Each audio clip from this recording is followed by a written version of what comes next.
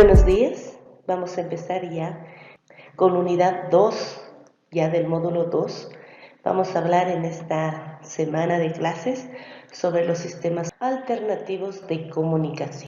Tenemos que tener en cuenta, y como profesionales en educación sabemos, que la comunicación, en este caso oral expresivo, es una de las formas que el ser humano tiene para interactuar con quienes les rodean, para comunicarnos con el entorno. Y sabemos también que podemos modificarlo de acuerdo a las necesidades y requerimientos que se nos presenten. Con el mismo también podemos ofrecer conocimientos sobre las necesidades que tenemos como personas y dar a conocer también algunos gustos y deseos. Miren, si una persona no tuviese esta facilidad de comunicación o no pudiera comunicarse, sería difícil una toma de decisiones y esto afectaría de manera inmediata o a futuro, a largo plazo, que afecte en su vida. ¿Y le originaría qué cosa? ¿Qué puede originar que una persona no pueda tener o entablar una comunicación con el entorno que le rodea? Esa persona, ese niño, si estamos hablando de aula, puede tener una dependencia. El más próximo al papá, a la mamá. ¿Por qué? Por el temor, la vergüenza de no poder interrelacionarse con quienes le rodean. Y otra es el aislamiento. Sabemos que muchas veces, o vemos en nuestras aulas, que cuando un niño no tiene una buena interacción comunicativa con sus pares, que tiende a aislarse. No puede pronunciar bien las palabras y siempre le andan corrigiendo, los niños prefieren mantenerse callados. Y mucho más aún si nuestra población presenta algún grado de discapacidad. En este caso, auditiva. ¿Qué hace el niño? Su entorno inmediato no conoce de la lengua de señas. ¿Qué va a hacer el niño? Se va a aislar. O la niña va a buscar ¿qué? Una dependencia. ¿De quién? Del familiar, del amiguito o tranquilamente de algún objeto tecnológico, ¿verdad? Y vamos a empezar así. Sabemos que nuestra sociedad, incluso nosotros mismos, estamos acostumbrados a ver a quienes nos rodean con qué características propias, faciales. Ah, no, ese niño presenta discapacidad intelectual o es síndrome Down. ¿Por qué? Porque tiene los rasgos característicos.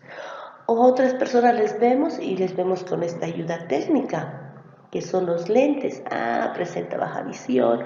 O incluso están con los lentes oscuros, un bastón y dicen, ah, no, presenta discapacidad visual o es ciego.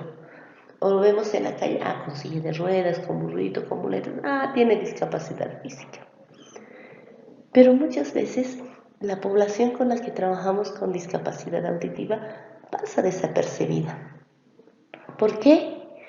Porque no existe una interacción comunicativa en diferentes espacios. Subimos al minibús, muchas personas están con el celular.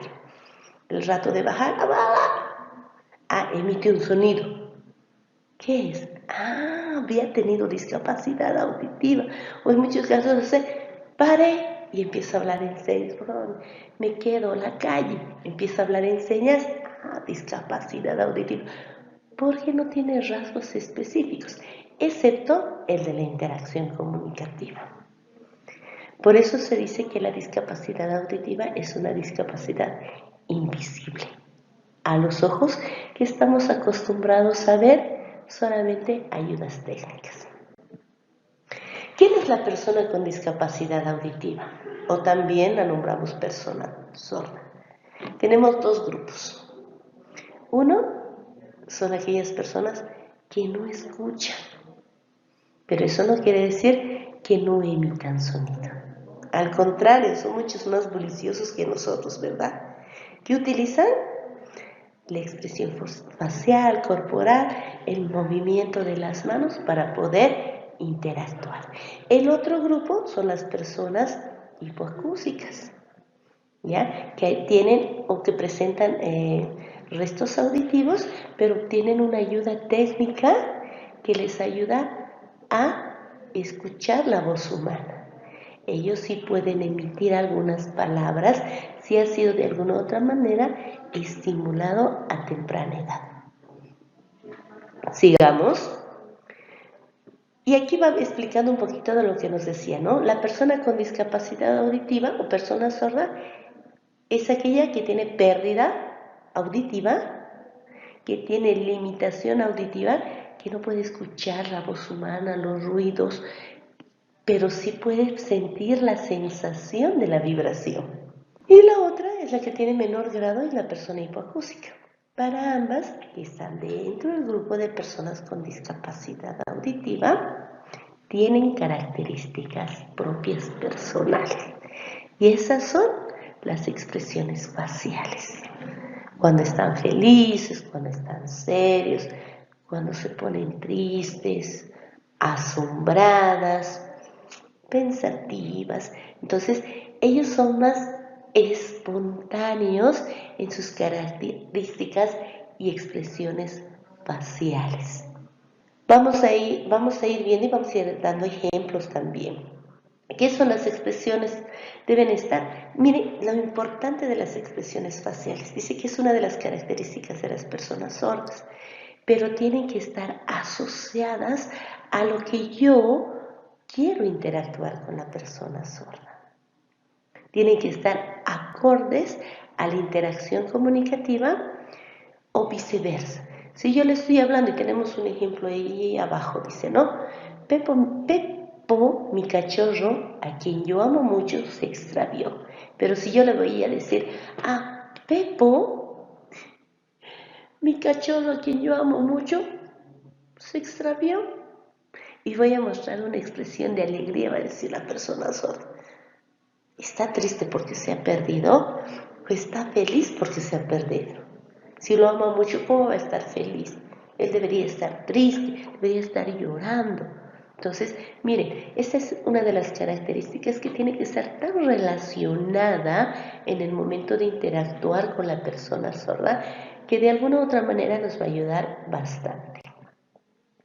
Ahora, las niñas y niños, incluso las personas con discapacidad auditiva, desarrollan más sus otras habilidades. Si bien están privados del sentido del oído, de poder percibir, escuchar los sonidos que les rodean, pero de manera visual puede percibir colores, objetos, formas, la misma sensación, las vibraciones también, los aromas, el tacto. Se dice mucho que la persona que presenta discapacidad auditiva es más perceptible. ¿Por qué? Porque está como radar observando todo lo que le rodea. Puede sentir olores que para nosotros no son o no significan en nuestro diario vivir, ya son comunes, pero ellos pueden identificar. Se dice que tienen memoria fotográfica, ¿ya? Que ven y lo archivan. Pueden sentir, lo archivan. Pueden olfatear, lo archivan. Y esas sensaciones, en un momento de otro nuevo encuentro o de visitar el mismo lugar, van haciendo anuncios. O no hacer recuerdo de alguna u otras cosas. Sigamos.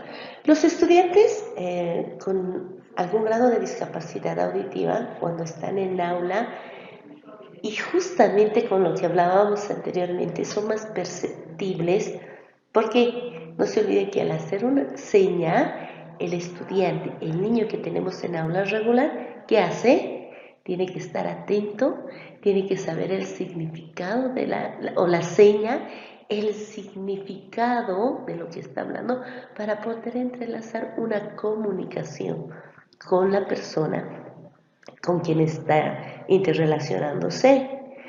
Es por eso que muchas veces, no, este niño está agotado, está fatigado. ¿Por qué? Porque requiere muchos más sentidos y mucho más tiempo para poder percibir. Es por eso que el maestro, la maestra que trabaje con esta población tiene que saber o tiene que realizar actividades con descansos breves que les ayude a cambiar la rutina y el cansancio de estos niños. Así también vamos a poder descartar algunas dificultades en el aprendizaje.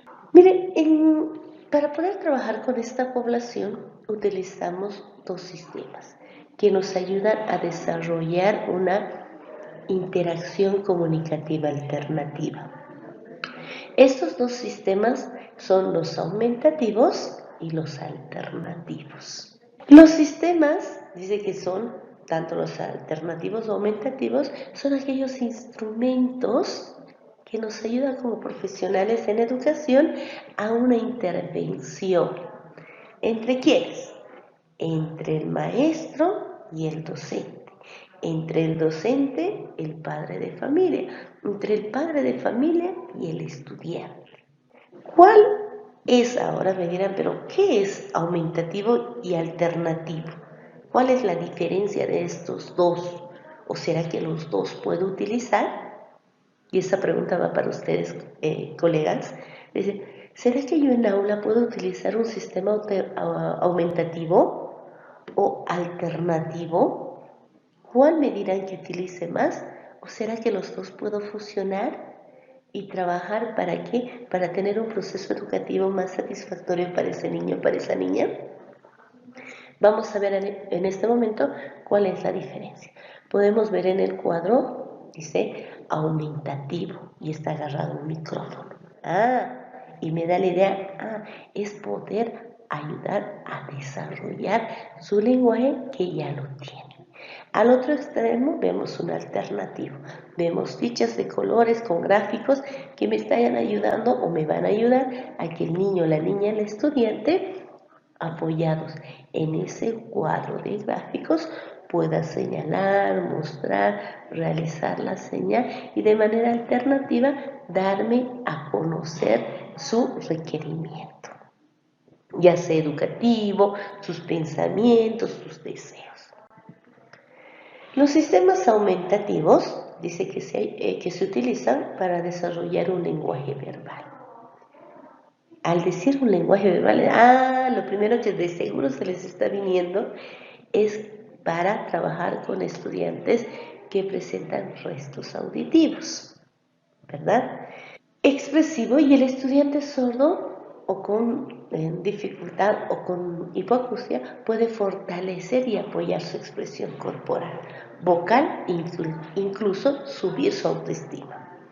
Hay estudiantes con discapacidad auditiva pequeños que emiten ruidos, sonidos, pero con trabajo, con una logopedia adecuada, puede ir desarrollando todo eso.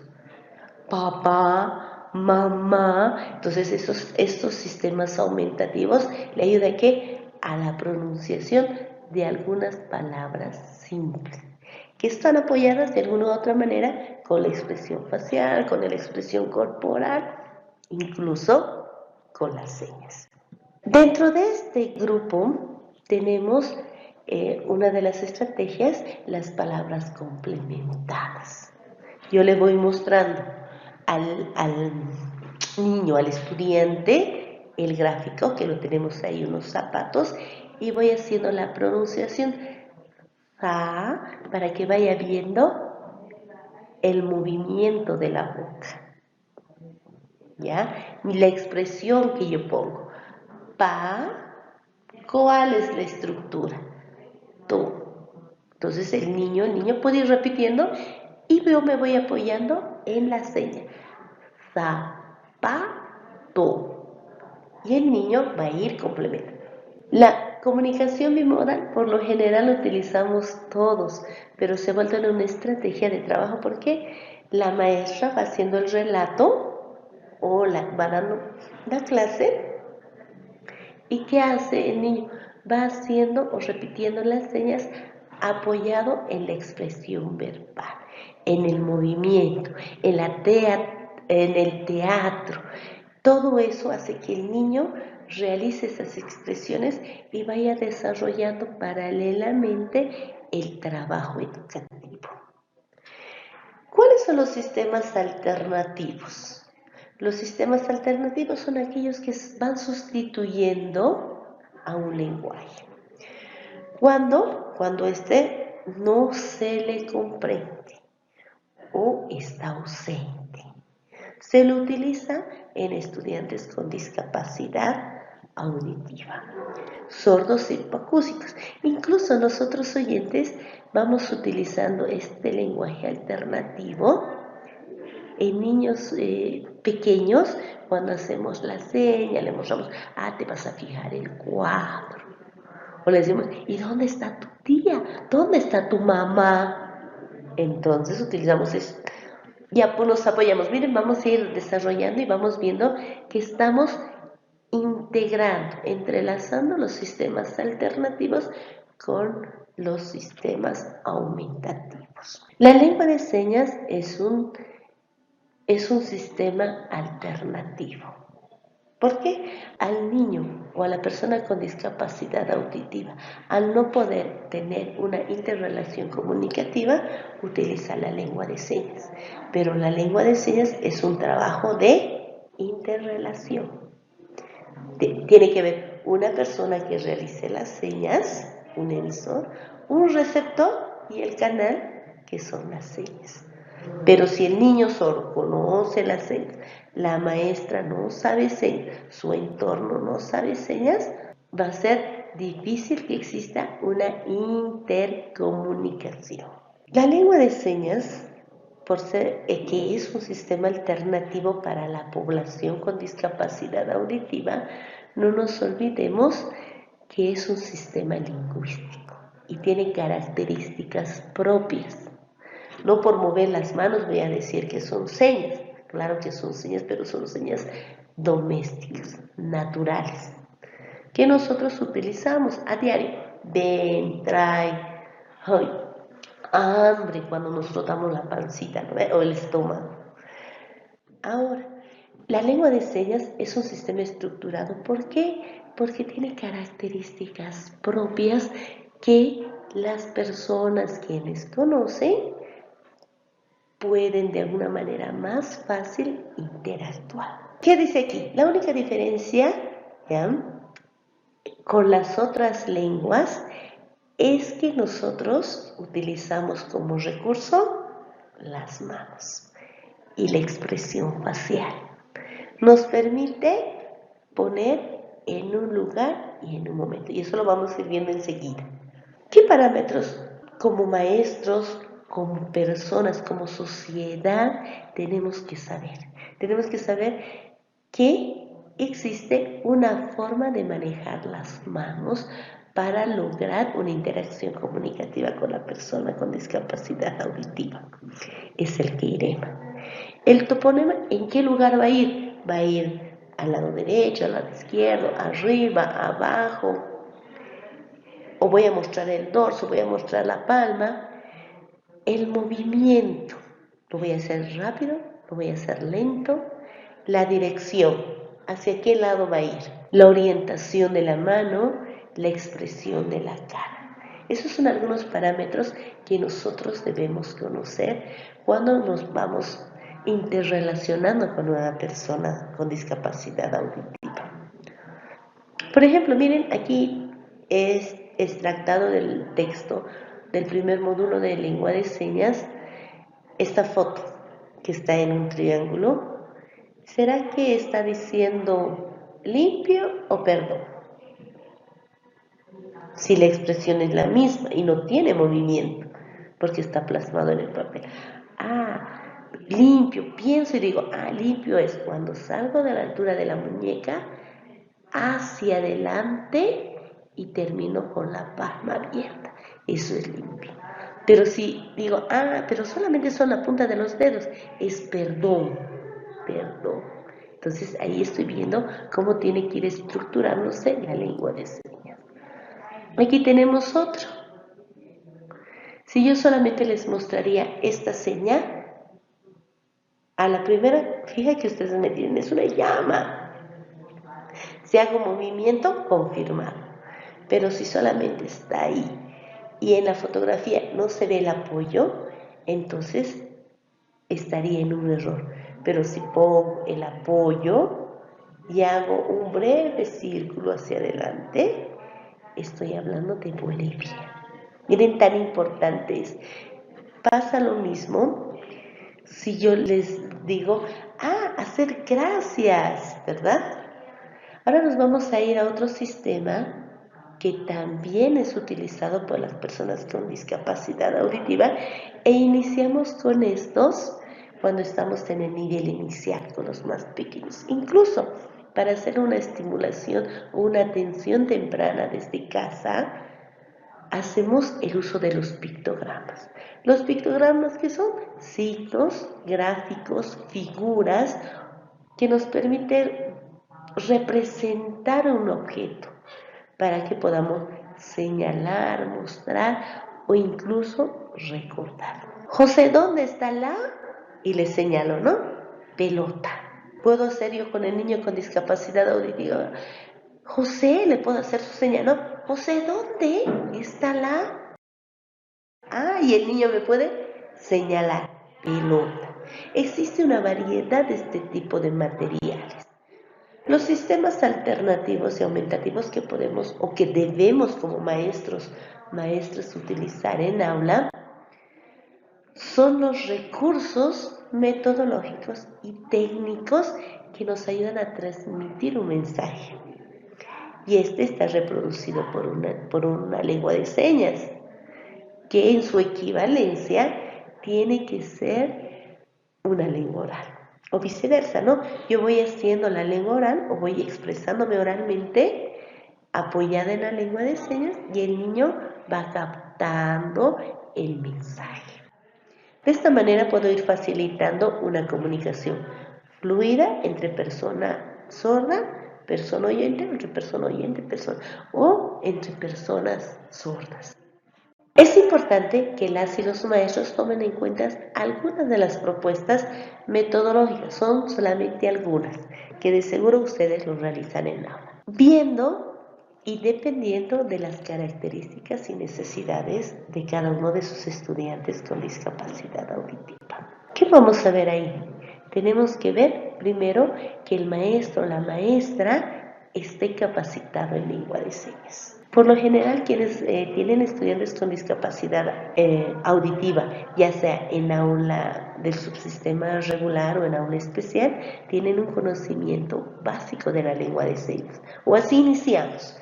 Y en el proceso educativo vamos perfeccionando y aumentando nuestro vocabulario, que nos ayuda a una interacción comunicativa.